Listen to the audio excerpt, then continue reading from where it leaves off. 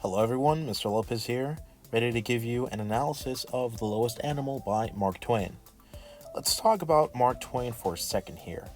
Mark Twain, as he grew older and experienced grief and financial reversals, his writing turned darker. Some of his writing was not published at the time either because magazines rejected it or because Twain was reluctant to let readers see the changes in his worldview. Now, I want to direct your attention to the As You Read to focus your reading. In the As You Read, it says to notice how Twain describes the various quote unquote painstaking experiments he performed, and you obviously write down any questions if you have any. And now let's go for the first one. In lines 1 through 8, we are going to analyze the author's purpose. Now, the author's purpose is his or her reason for writing a specific text. Writers may want to express many things, but often writers communicate these messages while trying to inform, persuade, entertain, analyze, or describe. Writers often do two of these things at once. So in those lines, what do you think is Twain's purpose? What do you think it could be? Additionally, pay attention to whether your opinion about Twain's purpose changes as you read on.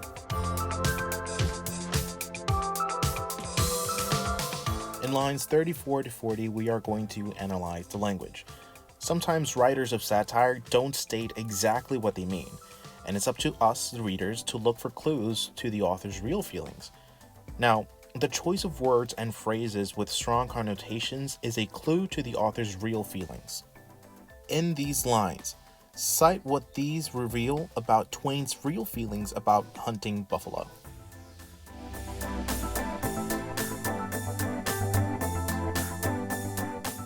Now in lines 40 to 49, we're going to analyze the author's purpose using satire. Satire is a type of literature in which authors use wit to criticize. So the question is, what is humorous in these lines, and how does Twain use humor to satirize?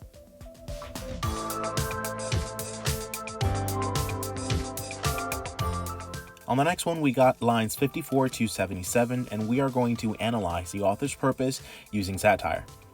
In attempting to entertain the reader while making points, writers of satire may include details that are absurd or ridiculous.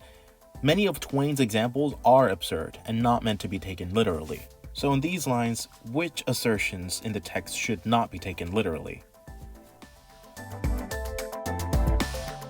And also, what about these details is absurd?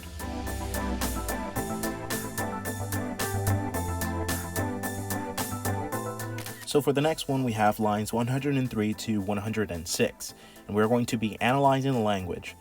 Now, in writing satire, authors may choose to use words in surprising ways or in surprising contexts in order to make a point.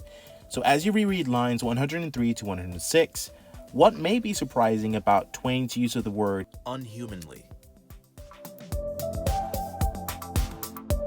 Now for the next one, lines 120 to 125, we're going to analyze the author's purpose using satire. Now, authors of satire very often include exaggeration, in which they overstate the extent of something in order to make it even more noticeable to us, the readers. So as you read these lines, name an example of exaggeration in the text. And also, we need to talk a little bit more about the exaggeration. What is the effect of this exaggeration on us, the readers? For the next one, we are going to analyze the author's purpose using satire, lines 140 to 143. So, along with using details that are absurd or exaggerated, writers of satire may use humor to entertain and convince the readers. So as you reread lines 140 to 141, what is humorous in these lines? Really think of the irony here. Authors of satire may also use irony, so basically those are statements that are opposite what they truly mean. As you reread lines 142 to 143, find an example of irony here. Don't forget to ask yourself the very basic question of, how can you tell that the statement is ironic?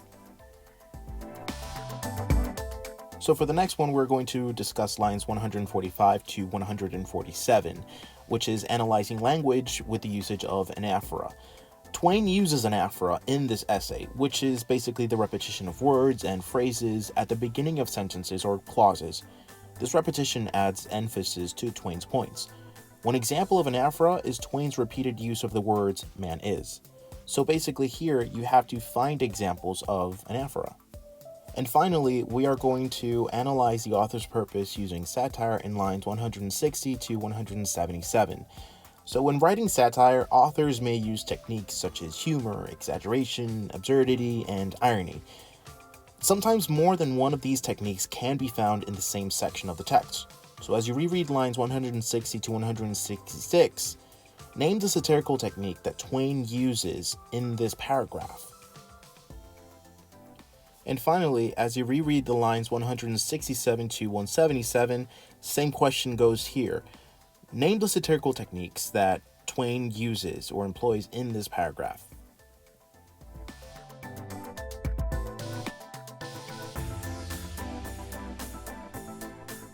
That'll be all for the analytical questions for The Lowest Animal.